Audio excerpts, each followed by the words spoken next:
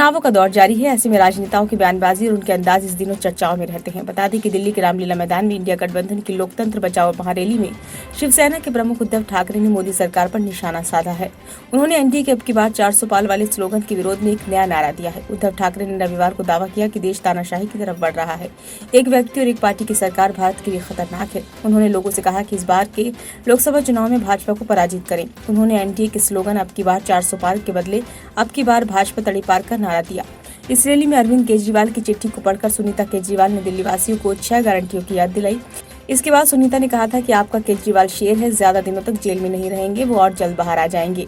इस रैली में कांग्रेस अध्यक्ष मल्लिकार्जुन खड़गे, पूर्व अध्यक्ष राहुल गांधी और महासचिव प्रियंका गांधी वाड्रा, राष्ट्रवादी कांग्रेस पार्टी के प्रमुख शरद पवार, समाजवादी पार्टी के अध्यक्ष अखिलेश यादव, मार्क्सवादी कम्युनिस्ट पार्टी के महासचिव सीताराम येचुरी, राष्ट्रीय जनता दल के नेता तेजस्वी यादव, नेशनल कॉन्फ्रेंस के फारूक अब्दुल्ला शामिल थे।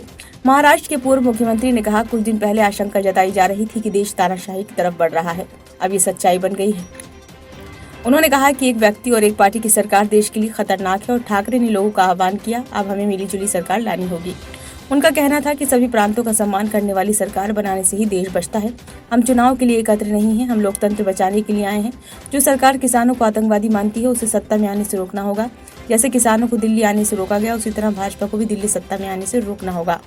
ठाकरे ने कहा कि मैं आपका आह्वान करता हूं कि तानाशाही के खिलाफ ये नारा देना होगा कि अब की बार भाजपा तड़ी पार। उन्होंने दिल्ली के मुख्यमंत्री अरविंद केजरीवाल की पत्नी सुनीता केजरीवाल और झारखंड के पूर्व मुख्यमंत्री हेमंत सोरेन की पत्नी कल्पना सोरेन के प्रति समर्थन जताया और कहा कि पूरा देश उनके साथ है। पीपुल्स डेमोक्रेटिक पार्टी की प्रमुख महबूबा मुफ्ती ने आरोप लगाया कि चुनावी बॉन्ड का मामला सबसे बड़ा घोटाला है और केंद्र की मौजूदा सरकार सबसे भ्रष्ट सरकार है। उन्होंने दावा किया कि सरकार ने लोकतंत्र को दबाने के लिए जम्मू कश्मीर को प्रयोगशाला बना दिया है और वहां प्रयोग करने के बाद उसे पूरे देश में लागू करती है।